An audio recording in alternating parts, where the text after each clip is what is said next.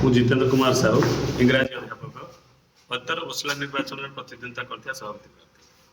ଆପଣମାନଙ୍କ ଜରିଆରେ ସମଗ୍ର ରାଜ୍ୟବାସୀଙ୍କୁ ମୁଁ ଇଂରାଜୀ ନବବର୍ଷର ହାର୍ଦ୍ଦିକ ଅଭିନନ୍ଦନ ଜଣାଇବାକୁ ଚାହୁଁଛି। ଆମର ମୁଖ୍ୟ ଦାବିଗୁଡ଼ିକ ଅତ୍ୟନ୍ତ ସରଳ ଏବଂ ନ୍ୟାୟସଙ୍ଗତ। ପ୍ରଥମତଃ ଆମର ଗ୍ରେଡ୍ ପେ 4600 ଟଙ୍କାରୁ 6000 ଟଙ୍କାକୁ ସଂଶୋଧନ। ଦ୍ୱିତୀୟତଃ ଆମର ପଦବୀ ଲେକ୍ଚରରୁ ଆସିଷ୍ଟାଣ୍ଟ ପ୍ରଫେସରକୁ ପରିବର୍ତ୍ତନ। ତୃତୀୟତଃ सरकारी कर्मचारी मान्यता सहित समस्त कैरियर एवं पेंशनल बेनिफिट्स रे समानता। आपन तो ये दाबी बहुत दिन हला करिए धारणा मध्ये देखले नहीं प्रतिवाद मध्ये करथिले आगे ताले पुणी आज का स्वागत करले कारण आमे दीदी थर पीसफुल डेमोन्स्ट्रेशन कर सारिछु किंतु सरकार को तरफ रु कोनोसी द्विपाक्षिक आलोचना ए पर्यंत इनिशिएट हेई नै। तेणु आमे एया कहिया चाहूछु जे 1992 मसिया पर्यंत समस्त सुविधा समानता थिला एडेड कॉलेज और गवर्नमेंट कॉलेज में किंतु दीर्घ 24 वर्ष पर 2016 रे रिक्रुटमेंट प्रोसेस पुनरावृत्ति होला से दिन थर वैषम्यता सृष्टि होईछि।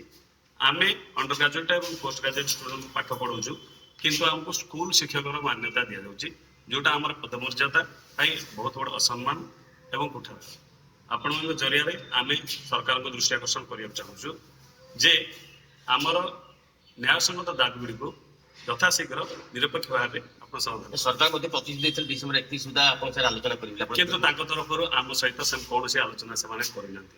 ताल तबे तेणु निष्पत्ति होबा को आमर आंदोलन एवं आमर संघर्ष पुणी जारी रहइबो विल नॉट बी साइलेंट। केबे ठो आरंभ होतिल 15 तारिख पर जनवरी 15 तारिख पर आमे अनिर्दिष्ट काल पई आमर आंदोलन आहुरी तीव्र कर माने निर्दिष्ट तारिख ने जनवरी 15 तारिख पर आमे पुणी आमर आंदोलन जदि सरकार इथर आंदोलन ज्ञान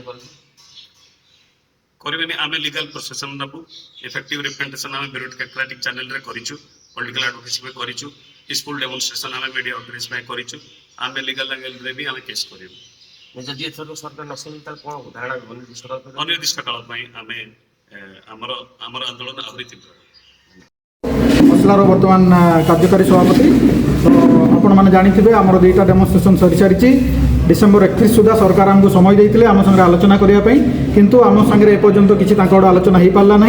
तेणुक आपण माध्यम आम जनईदेवाई चाहूँ जे यही जो +2 परीक्षा प्राक्टिकल काली आरंभ होची 15 तारिख में सर 15 तारिख सरला मात्र ही आम +2 परीक्षा सरू सरुका आम असहयोग आंदोलन करूँ और लोयर पीएमजी आसिक अनिर्दिष्ट काल धारणा बसबू। सरकार को आम यू आपण माध्यम चेतावनी दूचु आम संगे आलोचना नहले 15 तारिख परठू से जानतु समस्त ओडिशार समस्त अध्यापक अध्यापिका माने लोयर पीएमजी आसिक अनिर्दिष्ट काल बसबे। धन्यवाद।